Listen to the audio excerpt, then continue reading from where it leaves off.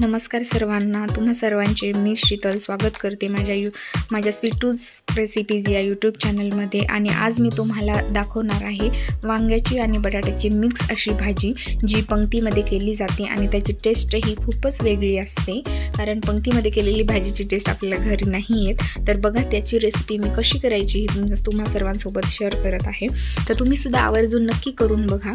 तर बघा मी इथं एका ताटामध्ये साहित्य सगळं घेतलेलं आहे काढून मी सांगते। तर बघा मी काय काय घेतलेलं आहे।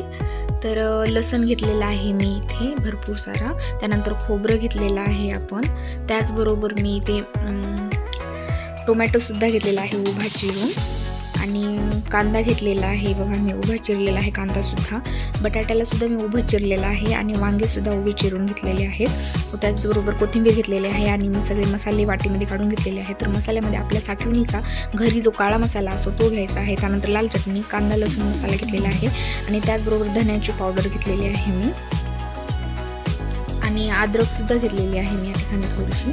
तर बघा आता कढईमध्ये तेल घालायचं आहे आपल्याला। कढई तापल्यानंतर तर आपल्याला तेलाला व्यवस्थित तापवून घ्यायचं आहे। तेल गरम झालं की त्यामध्ये आपल्याला टाकायचं आहे आपलं खोबरं। तर ते खोबरं आपल्याला तळून घ्यायचं आहे तेलामध्ये।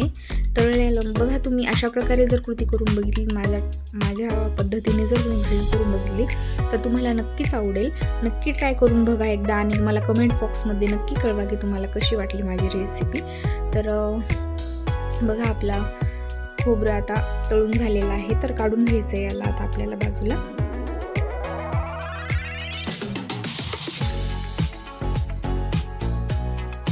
खोबऱ्याला मी व्यवस्थित लालसर भाजून घेतलेलं आहे, थोडंसं कमी भाजलं जायच्यापेक्षा तरी चालतं।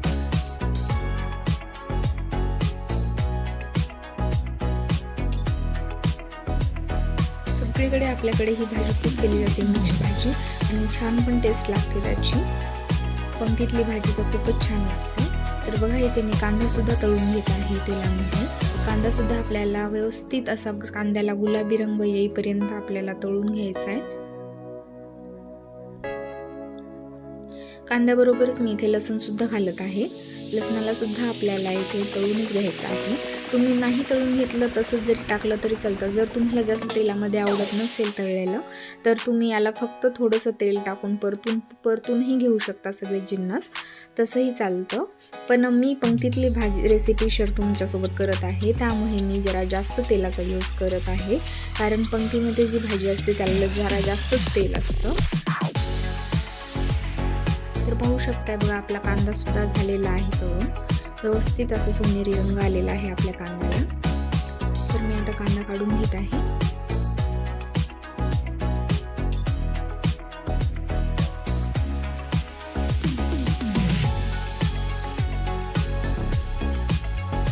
चला, तर आपल्याला आता कांदा तळून झालेला आहे। तर त्याच्यानंतर आपल्याला आपले बटाटे जे आपण उभे काप करून घेतलेले होते ते सुद्धा आपल्याला तळून घ्यायचे आहेत। तुम्ही म्हणाल की ही तर सगळंच तळून घेते, पण हीच तर या रेसिपीची गंमत आहे। याच्यामुळेच रेसिपी आपल्याला खूप टेस्टी आणि खूप छान लागते, खूप छान चव येते याला। आणि आम्ही याचबरोबर वांगे सुद्धा टाकलेले आहेत, कारण आपण मिक्स भाजी करत आहोत। तर या दोघांना आपल्याला वेगवेगळं तळून घ्यायची काहीच गरज नाही आहे, आपण एकत्रही तळून घेऊ शकतो। 2 ते 3 मिनिट याला आपल्याला तळून घ्यायचं आहे, पटकन होऊन जातं बिकॉज आपलं तेल खूप गरम झालेलं आहे। तर बघा मी काढून घेत आहे। हे तळून घेतल्यामुळे तुम्हाला याला जास्त शिजवायची गरज नाही आहे, कारण हे शिजलेलंच असतं याच्यामध्ये। तर बघा काढून घ्यायचं आहे आता आपल्याला हे।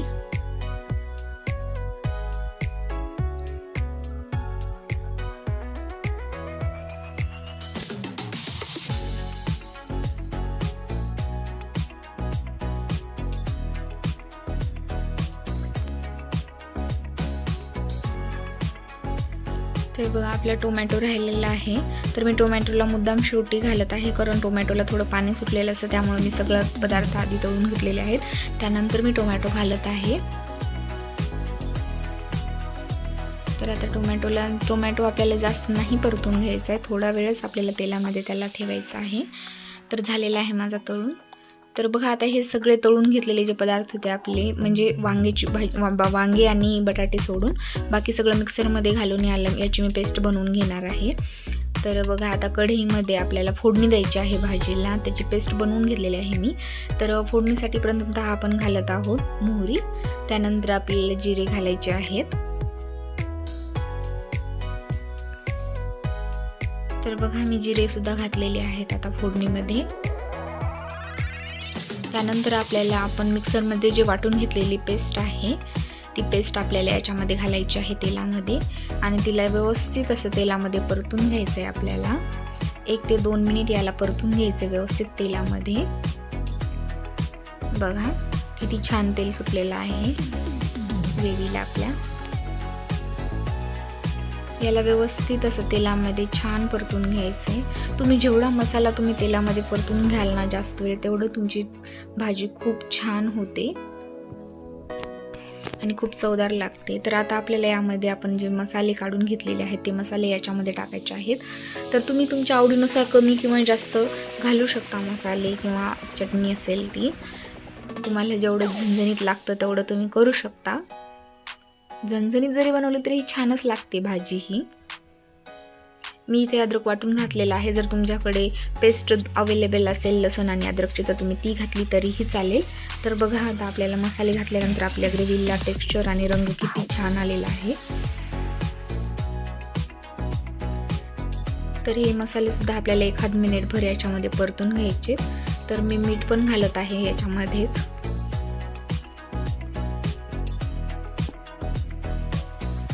बरेच जण मीठ असं पाणी वगैरे घातल्यानंतर घालतात भाजीमध्ये, पण मी आधीच घालून घेते, कारण आपण आपल्या ज्या भाज्या असतात त्या आपण तेलामध्ये टाकतो परतण्यासाठी, तर त्या भाज्यांमध्ये ॲब्झॉर्ब व्हायला पाहिजे मीठ, तरच त्याची टेस्ट छान लागते। सो तेलामध्येच टाकायचं मीठ। तर बघा आता आपल्याला आपल्या भाज्या टाकून घ्यायच्या आहेत तळून घेतलेल्या। तर पाहू शकता तुम्ही मी टाकत आहे आलू आणि वांगे। आता याला व्यवस्थित मिक्स करून घ्यायचं आहे आपल्याला। व्यवस्थित हे कोट झाला पाहिजे मसाला त्याच्यामध्ये पूर्ण। तर बघू शकताय माझा पूर्ण मसाला त्याच्यामध्ये ॲब्सॉर्ब होत आहे। खूप छान वास येतो गाईज, खरंच खूप छान। नक्की ट्राय करून बघा, ही रेसिपी तुम्हाला नक्की आवडेल, आणि आवडली तर मला कमेंट बॉक्समध्ये नक्की सांगा कशी झाली ते। तर बघा गरम पाणी घालत आहे मी इथे। तर कधीही आपल्याला अशा भाज्यांमध्ये, कुठल्याही भाज्यांमध्ये ज्यावेळेस तुम्ही पाणी टाकता ना, तर त्यावेळेस ते पाणी उकळूनच घ्यायचं, कारण त्यामुळे आपल्या भाजीला ना पाहू शकता तुम्ही तेल छान सुटलेलं आहे वर, छान तवंग येतो आपल्या तर्रीला, तर छान लागते भाजी। तर असं गरमच पाणी टाकायचं। गार पाणी जर तुम्ही त्यामध्ये घातलं तर त्याला छान असा तवंग येणार नाही तेलाचा वरती, तर आपली भाजी दिसायलाही छान नाही दिसणार। तर बघा कन्सिस्टन्सी तुम्हाला आवडेल अशी तुम्ही ॲडजस्ट करू शकता, कमी जास्त पाणी करू शकता तुम्ही, तुम्हाला जसं आवडेल तसं। पण ही भाजी जास्त पातळही नाही झाली पाहिजे किंवा जास्त दाटसरही नाही झाली पाहिजे, अशी मीडियम झाली पाहिजे, तर छान लागते। आणि कसं आहे, बंद करून ठेवल्यानंतर याला अजून पाणी सुटतं। तुम्हाला माझ्या रेसिपीज आवडत असतील तर नक्की चॅनलला सबस्क्राईब करा माझ्या, आणि माझ्या नवनवीन रेसिपीज पाहायच्या असतील तर माझ्या चॅनलला सबस्क्राईब पण करा, आणि बेल आयकॉनला दाबायला विसरू नका।